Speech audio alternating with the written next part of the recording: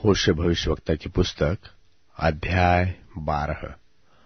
होशे भविष्यवक्ता की पुस्तक अध्याय 12। एप्रैम पानी पीटता और पुरवाई का पीछा करता रहा है। वह लगातार झूठ और उत्पात को बढ़ाता रहा है। वे अश्शूर के साथ वाचा बांधते और मिस्र में तेल भेजते हैं।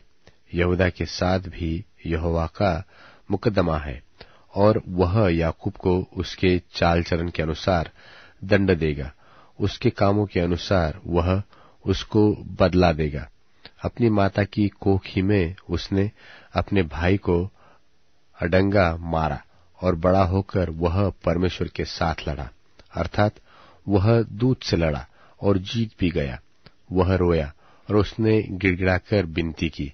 बेतल में भी वह उसको मिला और वही हमसे उसने बातें की, अर्थात यहोवा सेनाओं के परमेश्वर ने, जिसका स्मरण यहोवा नाम से होता है, इसलिए अपने परमेश्वर की ओर फिर और कृपा और न्याय के काम करता रह और अपने परमेश्वर की बाट निरंतर जो होता रह। वह बनिया है और उसके हाथ में छल का तराजू है। अंधेर ही करना उसको भाता है और एप्रैम कहता है कि मैं धनी हो गया, मैंने संपत्ति प्राप्त की है। मेरे सब कामों में से किसी में ऐसा अधर्म नहीं पाया जाएगा जिससे पाप लगे। मैं यहोवा तो मिस्र देश ही से तेरा परमेश्वर हूँ। मैं तुझे फिर तंबुओं में ऐसा बसाऊंगा जैसा नियत पर्व के दिनों में हुआ करता है।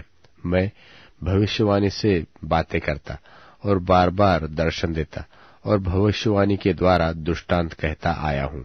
क्या गिलाद कुकर्मी नहीं? वे तो पूरे छली हो गए हैं। गिलगाल में बैल बलि किए जाते हैं, वरन उनकी बेदियां उन ढेरों के समान है जो खेत की रेघारियों के पास हो। और याकूब अराम के मैदान में भाग गया था। वहां इस्राएल ने पत्नी के लिए सेवा की और पत्नी के लिए वह चरवाही करता था। और एक भविष्यवक्ता के द्वारा यहोवा इस्राएल को मिस्र से निकाल ले आया और भविष्यवक्ता ही के द्वारा उसकी रक्षा हुई। एप्रैम ने अत्यंत रीस दिलाई है, इसलिए उसका किया हुआ खून उसी के ऊपर बना रहेगा और उसने अपने परमेश्वर के नाम में जो बट्टा लगाया है वह उसी को लौटाया जाएगा। होशे भविष्यवक्ता की पुस्तक अध्याय 13। होशे भविष्यवक्ता की पुस्तक अध्याय 13।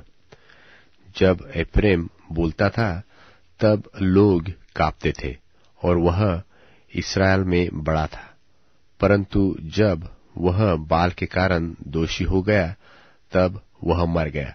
और अब वे लोग पाप पर पाप बढ़ाते जाते हैं और अपनी बुद्धि से चांदी ढालकर ऐसी मूर्तें बनाई है जो सब की सब कारीगरों ही से बनी। और उन्हीं के विषय लोग कहते हैं कि जो नरमेघ करे वे बछड़ों को चूमे। इस कारण वे भोर के मेघ और तड़के सूख जाने वाली ओस और खलिहान पर से आंधी के मारे उड़ने वाली भूसी है और चिमनी से निकलते हुए धुएं के समान होंगे। मिस्र देशी से मैं यहोवा तेरा परमेश्वर हूँ। तू मुझे छोड़ किसी को परमेश्वर करके न जानना, क्योंकि मेरे सिवा तेरा कोई उद्धारकर्ता नहीं है।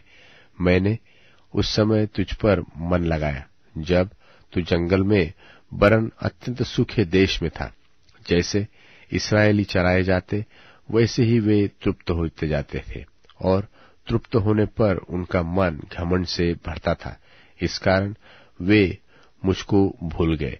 इस कारण मैं उनके लिए सिंहसा बना हूँ। मैं चीते की नाई उनके मार्ग में घात लगाए रहता हूँ। मैं बच्चे छीनी हुई रीछनी के समान बनकर उनको मिलूंगा और उनके हृदय की झिल्ली को फाड़ूंगा और वही सिंह की नाई उनको खा डालूंगा। वन पशु उनको फाड़ डालेगा। हे इस्राएल, तेरे विनाश का कारण यह है कि तू मेरा अर्थात अपने सहायक का विरोधी है। अब तेरा राजा कहा रहा कि वह तेरे सब नगरों में तुझे बचाए, और तेरे न्यायी कहा रहे जिनके विषय में तूने कहा था कि राजा और हाकिम मेरे लिए ठहरा दे। मैंने क्रोध में आकर तेरे लिए राजा बनाया और फिर जलजलाहट में आकर उसको उठा भी दिया। एप्रैम का अधर्म गठा हुआ है, उसका पाप संचय किया हुआ है, उसको जच्चा की सी पीड़ा उठेगी। वह तो निर्बुद्धि लड़का है जो जन्म के समय ठीक से आता नहीं। मैं उसको अधोलोक के वश से छुड़ा लूंगा, मैं मृत्यु से उसको छुटकारा दूंगा। हे मृत्यु, तेरी मारने की शक्ति कहाँ रही? हे अधोलोक, तेरी नाश करने की शक्ति कहाँ रही? मैं फिर कभी पछताऊंगा नहीं। चाहे वह अपने भाइयों से अधिक फूले फले, तो भी पुरवाई उस पर चलेगी, और यहोवा की ओर से पवन जंगल से आएगा, और उसका कुंड सूखेगा, और उसका सोता निर्जल हो जाएगा, और वह उसकी रखी हुई सब मनभावनी वस्तुएं लूट ले जाएगा। सामरिया दोषी ठहरेगा, क्योंकि उसने अपने परमेश्वर से बलवा किया है। वे तलवार से मारे जाएंगे, और उनके बच्चे पटके जाएंगे, और उनकी गर्भवती स्त्रियां चीर डाली जाएगी। होशे भविष्यवक्ता की पुस्तक अध्याय 14।